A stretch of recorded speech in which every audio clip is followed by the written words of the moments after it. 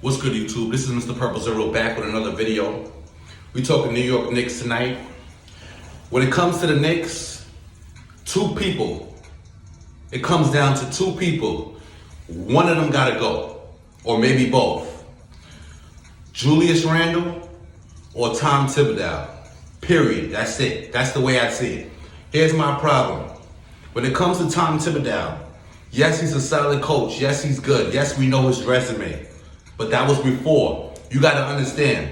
He went from Chicago. He went into the Timberwolves. And now he's over in the New York Knicks. You're a good coach, but there's a reason why you're moving around. And why is Tom Thibodeau moving around? Because his players are no longer responding to him. You see, Tom Thibodeau, when he first comes into the organization, complete 180. He can shift up your whole organization and get the team on his good foot. Because he works the team like a practice, defense, offense, everything. Mostly a defensive coach. He's known for that. But this is what happens over time. He destroys his players. He destroys their needs. He destroys their whole enthusiasm. And to the point where they can't respond no more. You cannot over-practice people, over-practice a player, over-drill players. Because then you lose them. You drain them. A la Derrick Rose. He destroyed Derrick Rose. Let's be serious about this. Let's really talk about this. Tom Thibodeau destroyed Derrick Rose. And if Derrick Rose wasn't such a humble person, I'm sure he would feel a way about Tom Thibodeau.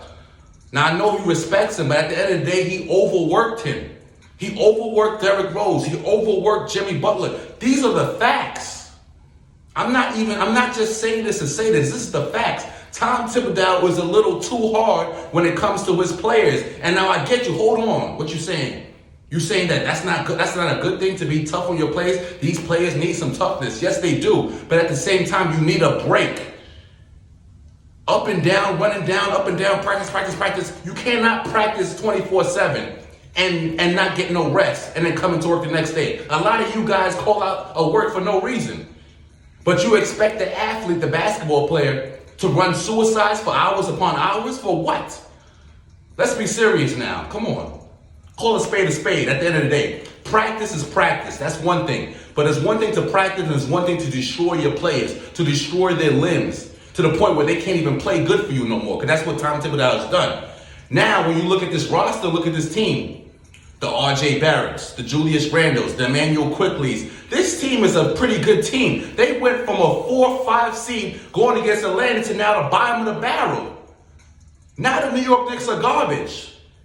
Who do you blame? Tom Thibodeau. You see, it's easy to always go at this player and go at that player. And I know a lot of times we go at the coaches, but the coach is to blame. He's the head of the helm. He's the head of the ship. Now let's get to the players. When it comes to the players, there's only one person that disgusts me in his basketball game. I don't like his game whatsoever. Julius Randle does too much to me. Yes, he can score the ball. Yes, he can pass and rebound the ball. But sometimes you got to know when to stay in your lane. And when it comes to Julius Randle, I don't think he stays in his lane. He tries to run the show. He wants to bring the ball up. He wants to shoot threes. He takes long step back two mid-range shots. That's deep mid-range. We're not even talking about that free throw area, low, mid-range area right down by the paint or whatnot. Like, he's taking deep twos and missing. And at the wrong point in the game. You see, Julius Randle will confuse you. You'll look at the stats like, this guy is killing. No, he's killing the momentum. He's killing the drive of his team. He is not the leader or the right leader, I would say, that this team needs. And you see, he's got like a bad attitude. The Knicks, the fans are not even feeling him like that. They booed him. He took it personally, put the thumbs down back to the Knicks fans, and they going back and forth. You can't go back and forth with New York. That's one thing. Let's get that straight. You're not going back and forth with the New York Knicks fans because they're not like no other type of fans. Knicks fans, that's one thing I give them credit for. Knicks fans are real fans. There's certain, teams that got real fans behind them, that got real support. Philly, New York, Golden State now. Notice I didn't say before, there was a lot of phonies. Golden State now. There's certain teams that got that real backing. So you can't jump ship and try to jump aboard and get on the bandwagon. When you look at the Brooklyn Nets, that's not a real fan base. Yeah, that part. The Brooklyn Nets don't have no real fan base. They don't have no real Brooklyn Nets fan because you can't be a Brooklyn Nets fan in 2022 when they just got KD, Harden, Kyrie, whatever. How was you a fan? You had to be a fan back in New Jersey. All the young boys right now, all the heads now that's coming up are no Brooklyn fans. There's no Brooklyn Nets fans. Now, maybe 10, 20 years, 30 years down the line, there will be official Brooklyn Nets fans because the Brooklyn Nets will be stamped. They're not stamped now. They're not official. Everybody from the town knows what's up. They know the drill. If you're a real New York head, you know root for Brooklyn. That's phony. You're not a real Brooklyn Nets fan. You can't be. Because most people from New York, they was riding with the New York Knicks. That's just what it is. Now, I'm not a Knicks fan. I know what it is already with me. I'm a Russell Westbrook fan. So where Russell go, I go, period. I'm not jacking no teams. I'm not jacking Brooklyn. I'm not jacking the Knicks. Nothing like that. I don't care about Harden, Durant. I respect it, but I don't care about it. At the end of the day, I follow who I follow. And I mess with who I mess with. It's Russell Westbrook to the death, and that's it, period.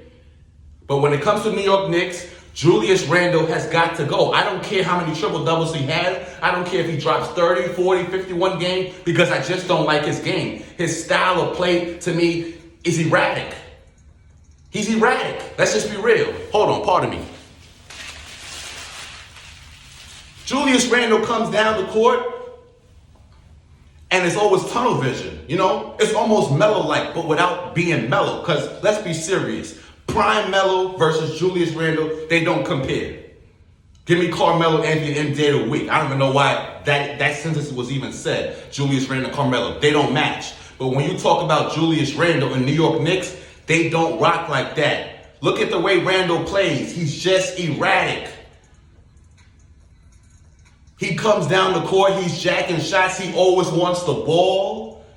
The team is not flowing. The movement is not moving. The way I see the New York Knicks, Tom Thibodeau, if they don't fire his ass because he don't want to play Cam Reddish, that's another problem they got going on. You don't want to give Reddish minutes. I don't care if you don't like the dude. The dude is nice. If you are the New York Knicks and you're that low on a seed and that low of a totem pole and your wins are not up there, you got to play the young boys.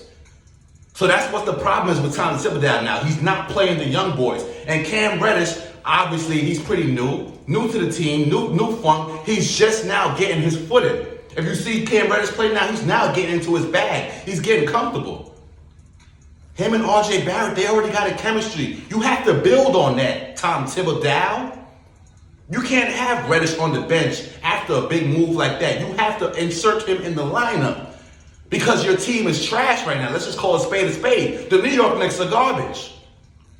And you got the nerve to not play some of your players, so you're asking to be fired at the end of the day. You're saying, sir, Nolan, what's his name? Nolan, whatever, Dolan, whatever.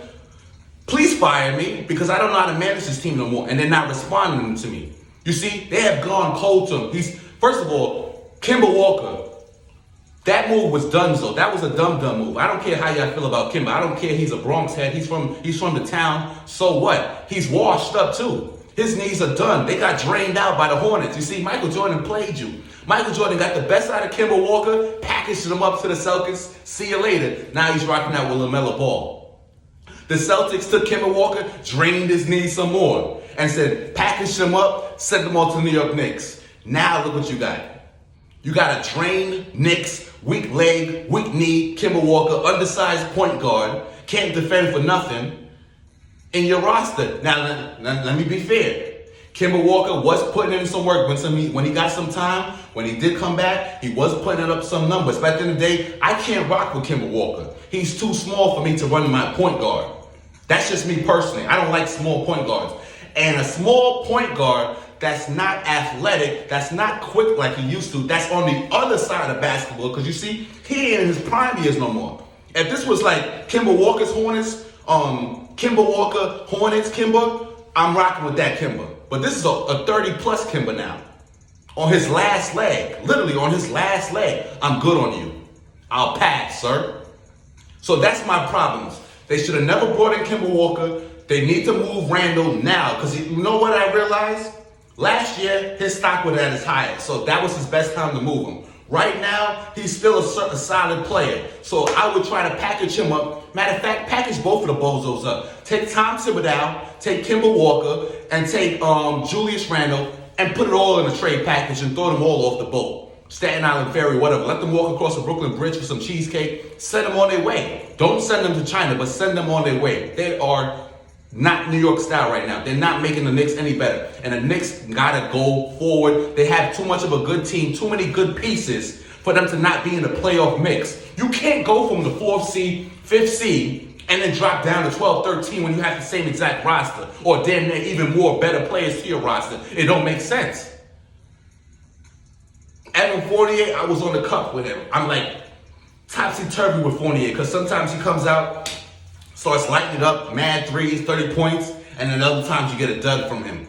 So I'm a little in between. I'm still would rock with Fournier, but Kemba, Julius, and the coach gotta go. It's just that simple. They gotta go. And that's just my opinion.